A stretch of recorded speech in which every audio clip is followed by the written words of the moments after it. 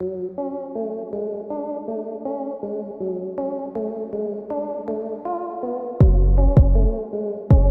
दोस्तों, कैसे हैं आप सब। उम्मीद करता हूँ कि सब बढ़िया होगा। दोस्तों, हमारा भारत देश, इसमें हुनर की कोई कमी नहीं है और ये बात भी सच है कि इस समय भारत देश का मुकाबला कोई और देश नहीं कर सकता। अभी कुछ ही दिनों पहले हमने चंद्रयान 3 की सफल लैंडिंग चांद के साउथ पोल पर करवाई और ऐसा करने वाले हम दुनिया के पहले देश बन गए। लेकिन क्या आपने सोचा है कि आखिर चांद पर है क्या? क्यों सब चांद पर जाना चाहते हैं? क्या है चांद की खौफनाक दुनिया का सच? आज के इस वीडियो में इसके बारे में पूरी जानकारी मिलेगी, जो कि शायद आपको पहले नहीं पता होगी। चलिए, हम आपको आज एक एक करके वो सारी चीजें बताएंगे जिसे सुनने के बाद आपके होश उड़ जाएंगे। नए दर्शक चैनल को सब्सक्राइब कर लें। चलिए शुरू करते हैं आज का ये इन्फॉर्मेटिव वीडियो। चांद धरती का एकमात्र उपग्रह है। ऐसा कहा जाता है कि अभी से 4.53 अरब साल पहले धरती या थिया नामक ग्रह के बीच में टक्कर होने से जो मलबा निकला था, उसके अवशेष से चांद की रचना हुई। हम सब बचपन से सुनते आ रहे हैं कि चांद गोल है, परंतु आपको जानकर हैरानी होगी, चांद का जो वास्तु है ना, वो आकार अंडे जैसा है। चांद पर किसी भी प्रकार का वातावरण नहीं है, इसी कारण वहां किसी की भी आवाज नहीं सुनाई देती। दोस्तों, चांद का क्षेत्रफल तकरीबन अफ्रीका के क्षेत्रफल के बराबर है, यानी कि 370 लाख किलोमीटर स्क्वायर। वैज्ञानिकों के मुताबिक चांद पर दिन के वक्त अधिकतम तापमान 180 डिग्री सेल्सियस तक पहुंचता है, जबकि रात के वक्त तापमान 150 डिग्री सेल्सियस से कम हो जाता है। चांद धरती की 2300 मील प्रति घंटे की रफ्तार से परिक्रमा करता है। ये धरती का एक चक्कर 27.3 दिन में पूरा कर लेता है। चांद का किसी भी प्रकाश नहीं है, यह सूरज के प्रकाश से रोशन होता है। या इसके प्रकाश को धरती तक आने में 1.35 सेकंड का वक्त लग जाता है। अगर धरती से चांद का अस्तित्व खत्म हो जाए तो धरती पर एक दिन केवल 6 घंटे का होगा। चांद का आकार इतना छोटा है कि धरती में चांद जितने 49 उपग्रह धरती में समा सकते हैं। सौर मंडल में इस वक्त 64 उपग्रह हैं, जिनमें से चांद का स्थान 5वां है, यानी कि 4 उपग्रह ऐसे हैं जिनका आकार चांद से बड़ा है। चांद का वजन तकरीबन 81 अरब टन है। धरती से चांद की दूरी 3,84,000 किलोमीटर है। यदि बात की जाए गुरुत्वाकर्षण बल की, तो चांद पर गुरुत्वाकर्षण बल धरती की तुलना में बहुत कम है। सूरज उदय या सूर्यास्त के वक्त चांद की सतह पर धूल के बादलों को देखा गया है। इसके पीछे कारण आज तक नहीं पता हुआ। पूर्ण चांद अर्ध चांद से तकरीबन 9 गुना ज्यादा चमकीला होता है। दोस्तों, आपको जानकर हैरानी होगी, धरती से चांद हर साल तकरीबन 3.80 सेंटीमीटर दूर हो रहा है। ये प्रक्रिया अगले 50 अरब वर्षों तक चलेगी। तब चंद्रमा को पृथ्वी का एक चक्कर पूरा करने में 47 दिन का वक्त लगेगा। धरती से चांद का सिर्फ 55% से 60% हिस्सा दिखाई देता है। चांद पर मौजूद सबसे ऊंची चोटी का नाम मॉन्स ह्यूजेंस है।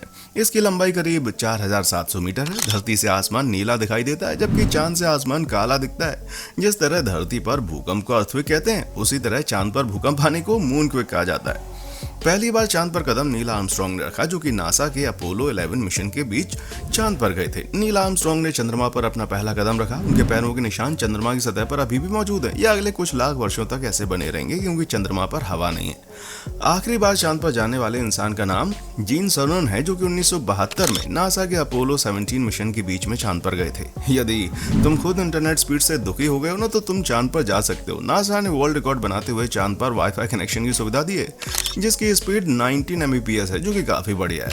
चौथे चांद पर झंडा फहराने वाला देश इंडिया है। चांद पर सबसे पहले जल खोजने वाला देश भी इंडिया है। हालांकि इससे पहले काफी वैज्ञानिकों का अनुमान था कि चांद पर जल हो सकता है। इस वक्त तकरीबन 1,84,400 किलोग्राम मलबा मौजूद है, जो कि मनुष्य निर्मित है, जिसमें 70 से ज्यादा अंतरिक्ष यान या कुछ दुर्घटनाग्रस्त कृत्रिम उपग्रह शामिल हैं। चांद के गुरुत्वाकर्षण शक्ति के कारण धरती पर मौजूद समुद्र में ज्वार भाटा जैसी स्थिति उत्पन्न होती है। जब चांद धरती या सूरज के बीच में आता है, उस वक्त जो स्थिति उत्पन्न होती है उसे चंद्रग्रहण कहते हैं।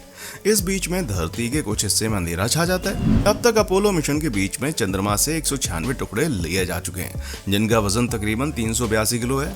चांद पर अब तक सिर्फ 12 लोग गए हैं, वो भी सारे अमेरिकी अंतरिक्ष यात्री थे। चांद पर मनुष्य द्वारा छोड़े गए 96 बैग ऐसे हैं जिनमें मानव का मल मूत्र या उल्टी है। भाई, क्या चांद पर जीना संभव है? दोस्तों, पृथ्वी अभी तक के अज्ञात अंतरिक्ष में एकमात्र ऐसा ग्रह है जहां जीवन है। यहां जीवन के होने के कई कारक हैं। अपने सूर्य से उचित दूरी, पथरीला ग्रह, बहुतायत में तरल पानी, इस नीले ग्रह की मैग्नेटिक फील्ड, एक शानदार वायुमंडल जिसमें ओजोन परत जैसा सुरक्षा कवच है। ऐसे गुण पृथ्वी को आवासीय ग्रह बनाते हैं। यही नहीं, पृथ्वी की कई प्रक्रियाओं को कायम रखने में चंद्रमा की भूमिका है। लेकिन नए अध्ययन ने सुझाया है किसी भी ग्रह का चंद्रमा अपने ग्रह में जीवन को पनपने देने में एक लाभकारी कारक होता है। इस तरह चंद्रमाओं के जरिए ऐसे ग्रह खोजे जा सकते हैं जहां जीवन हो सकता है। पृथ्वी के चंद्रमा अपने ग्रह की बहुत सी प्रक्रियाओं में योगदान देता है। दिन की लंबाई और महासागरों के ज्वार को नियंत्रित करने के अलावा चंद्रमा हमारे ग्रह की कई सारी जीवन संबंधी प्रक्रियाओं को भी प्रभावित करता है। ये पृथ्वी की घूर्णन की धुरी को स्थिर रखता है, जिससे पृथ्वी की जलवायु बेकाबू नहीं होती। लेकिन किसी भी अन्य ग्रह का चंद्रमा वहां का जीवन की संभावनाओं की जानकारी देने वाला हो सकता है। नेचर कम्युनिकेशन जर्नल में प्रकाशित अध्ययन में यह अनोखी बात पता चली है। अधिकांश ग्रहों के अपने चंद्रमा होते हैं, लेकिन पृथ्वी का चंद्रमा बहुत ही अलग है। आकार के लिहाज से पृथ्वी का चंद्रमा आकार में बहुत बड़ा है। चंद्रमा की त्रिज्या पृथ्वी की त्रिज्या के चौथाई से अधिक है, जो ग्रहों और उनके चंद्रमा की त्रिज्याओं के अनुपात की तुलना में ज्यादा है। यूनिवर्सिटी ऑफ रोचेस्टर में अर्थ एंड एनवायरमेंटल साइंसेज की असिस्टेंट प्रोफेसर मिकी नाकाजिमा का कहना है कि यह अंतर बहुत ज्यादा खास है। नाकाजिमा की अगुवाई में हुए इस अध्ययन में टोक्यो इंस्टीट्यूट ऑफ टेक्नोलॉजी के साथी और एरिजोना यूनिवर्सिटी के शोधकर्ताओं ने चंद्रमा का अध्ययन किया और पाया कि केवल कुछ ही तरह के ग्रह चंद्रमा से बड़े हो सकते हैं। उन्होंने बताया, चंद्रमा की संरचना को समझने से हमें पता लगा कि पृथ्वी जैसे ग्रहों की खोज करते समय किन बातों का ध्यान रखना है। हम उम्मीद करते हैं कि बाह्य ग्रहों के चंद्रमा हर जगह होने चाहिए, लेकिन अभी तक हमें एक की भी पुष्टि नहीं हुई। लेकिन हमने जिन गुणों का पता लगाया वो आगे की खोज में सहायक होंगे। बहुत से वैज्ञानिक मानते हैं कि पृथ्वी का चंद्रमा 4.5 अरब साल पहले पृथ्वी से एक बड़े पिंड के टकराव के कारण बना। इस टकराव की वजह से पृथ्वी के आसपास एक वाष्पीकृत डिस्क बन गई, जिससे अंततः चंद्रमा बना। दूसरे ऐसे ग्रह चंद्रमा बना सकते हैं या नहीं, ये जानने के लिए शोधकर्ताओं ने कंप्यूटर इम्पैक्ट सिमुलेशन बनाए, जिसमें बहुत सी काल्पनिक पृथ्वी जैसे अलग अलग भार के बर्फीले ग्रह थे।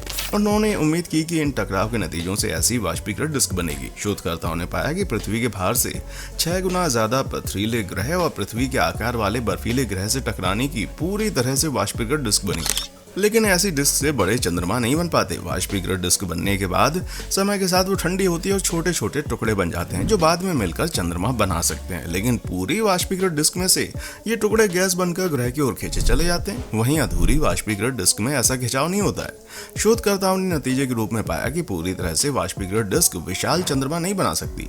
ऐसे में ग्रहों के भार थोड़े कम होने चाहिए, जिससे ऐसे चंद्रमा बन सके। इस तरह की सीमा शर्तें खगोलविदों के लिए बहुत ही अहम है, जिससे वो अपनी खोजबीन में उपयोग कर सकते हैं। खगोलविदों ने अभी तक हजारों बाह्य ग्रहों और उनके चंद्रमा खोजे, लेकिन वे अभी तक हमारे सौर मंडल में इस तरह का एक भी चंद्रमा नहीं खोज पाए। अभी तक बाह्य ग्रहों की खोज पृथ्वी से 6 गुना ज्यादा बड़े ग्रहों पर केंद्रित थी। लेकिन शोधकर्ताओं का कहना है कि हमें थोड़े छोटे ग्रहों पर ध्यान देना चाहिए, क्योंकि उनके बड़े चंद्रमा होने की संभावना है।